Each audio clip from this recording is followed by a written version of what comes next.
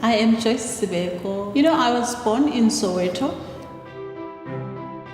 I love teaching, so I feel through teaching and education you can change people. My personality centers around doing things for people so that I can also feel good about myself, that I've actually made a difference in this world.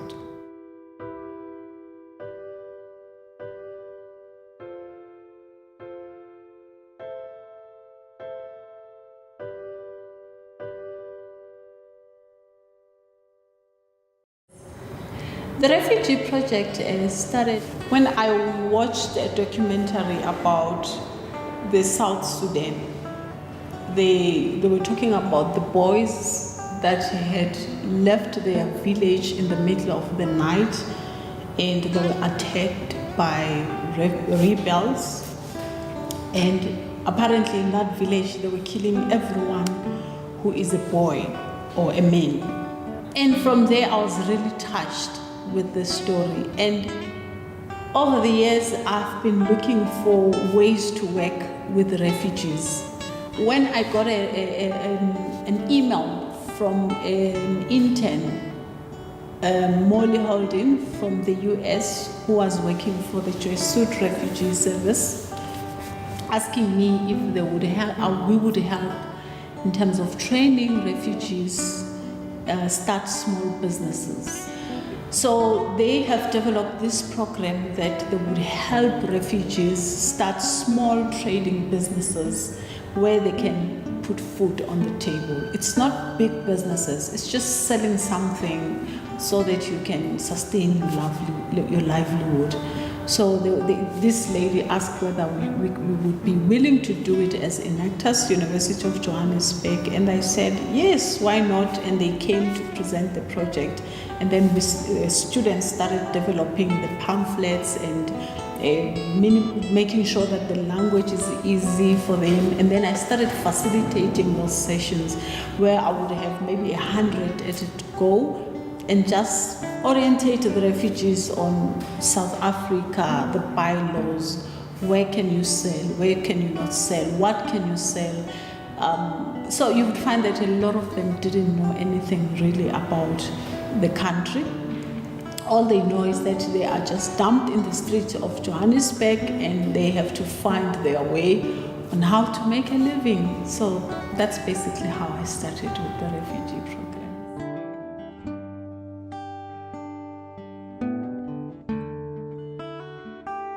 It's very interesting. My family, my mother had 4 girls and 1 boy. So my stepfather had about 10 children. But we grew up under the same house. They had to combine that workforce and make one big happy family. So all in all, I have about 10 step brothers and sisters, and then I have my other 4 siblings from my mother. And between my mother and father, they have 1 love child.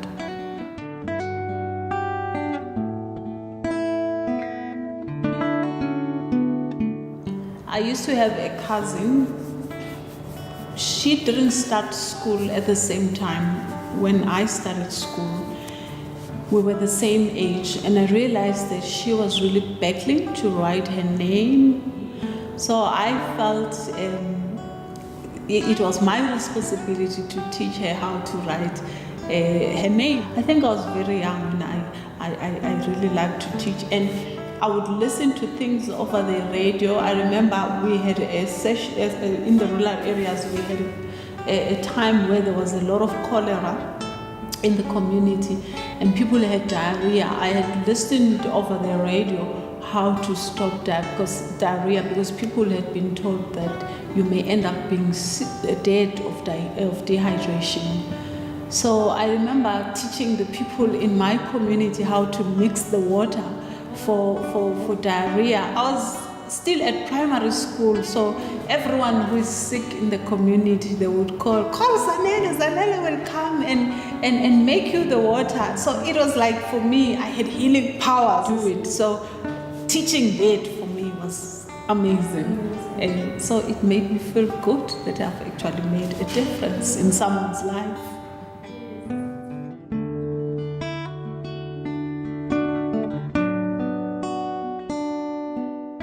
mother to one child, a 4-year-old.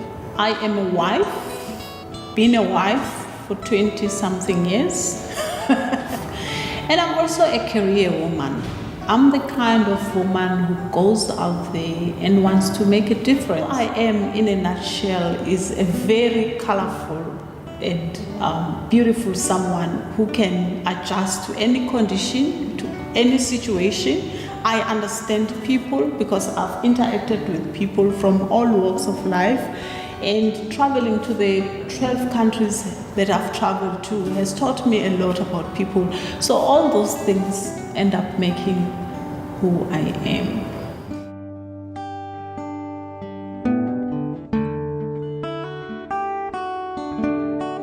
Nomvelo told me about a refugee who was a pilot in their country who was sleeping in the streets of Johannesburg.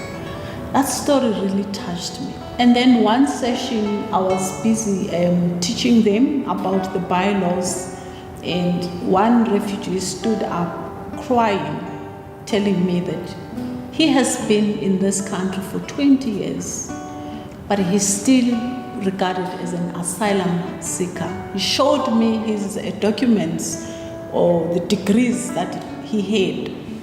He can't find a job.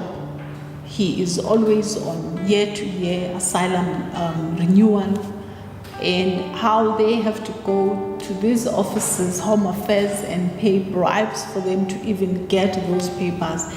And then what touched me the most is that, can you imagine 20 years in a country, your life is not really settled, you don't know whether you're coming or going.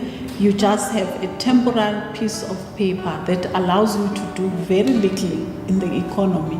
You can't plan a future, you can't plan to have a family, because you don't. Sometimes we think this is just going to pass. But then a year goes by, 2 years goes by, 3 years, then can you imagine 20 years, you're still in South Africa holding an asylum paper.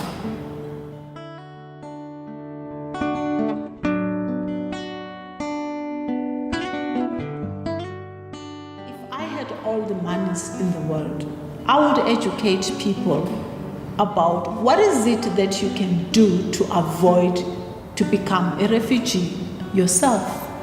Because I think a lot of refugees are people who didn't sometimes do anything. They saw that things were getting worse in their own countries. Probably they were helpless, probably they didn't have the power. But then what about if the people in the various countries, instead of just accepting the refugees, because we will keep on accepting till when? I know that there are people who would like to go back to their countries, who can actually help them.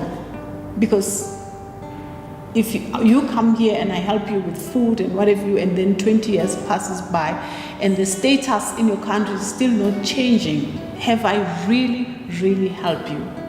It's like if your neighbor is beating his wife, then you allow the wife to come to your house and the wife stays there indefinitely. Instead of going to your neighbor and find out what's the problem and try to help them solve their problem so that the wife can go back home. I think that's what the national leaders should be doing. They should be trying to find out, not start wars or anything or force their ideologies, but I think we have to get to a point where we try to find out the underlying problems and help people solve their problems so that they can have their own lives in their own space that they prefer to live in.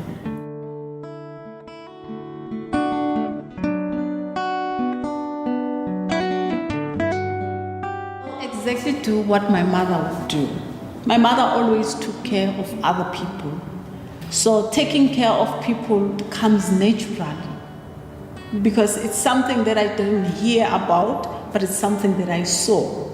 So even my son, the things that he would see me do now are the things that he would probably do when he gets older. So that's why I make sure that I'm always taking care of other people, because life has a funny way of returning its yields by you help other people, automatically they start looking after your needs as well. So it's not that you are saying, I'm helping them because they'll help me. No, you just do it out of the goodness of your heart, and then people start taking care of you. So I believe that I am taking care of other people now, and later on in life, people will be taking care of my son, and then my son will also be taking care of other people. Because in this world, there is nothing more important. It's to just take care of each other the best way we can be. If someone is hungry, you feed them. If they don't have clothes, you help them. If they need education, you teach them. So life is really about us taking care of each other. If you can't take care of other people and you're withholding your resources and we are fighting for resources, that's the reason why we have so many wars. At the end of it, we all die and leave everything behind. My, when you are sleeping in your bed, then you realize, wow, I was supposed to take care of people. That's why we have to love the next person as we love ourselves. That's all there is in this life.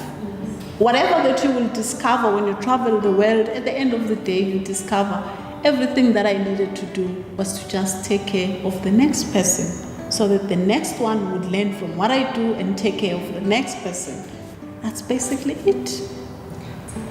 So I would say, I always tell my students, I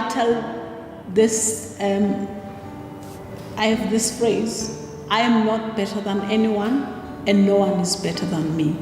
Whether you are a refugee, whether we are free, whether we are a slave, at the end of the day, we are just a soul that needs to be nurtured, that needs love. Everything that people do around the world is just a cry that they need someone to love them. And if you deprive someone the love that they deserve, you are actually depriving them the life that you are supposed to be giving to them.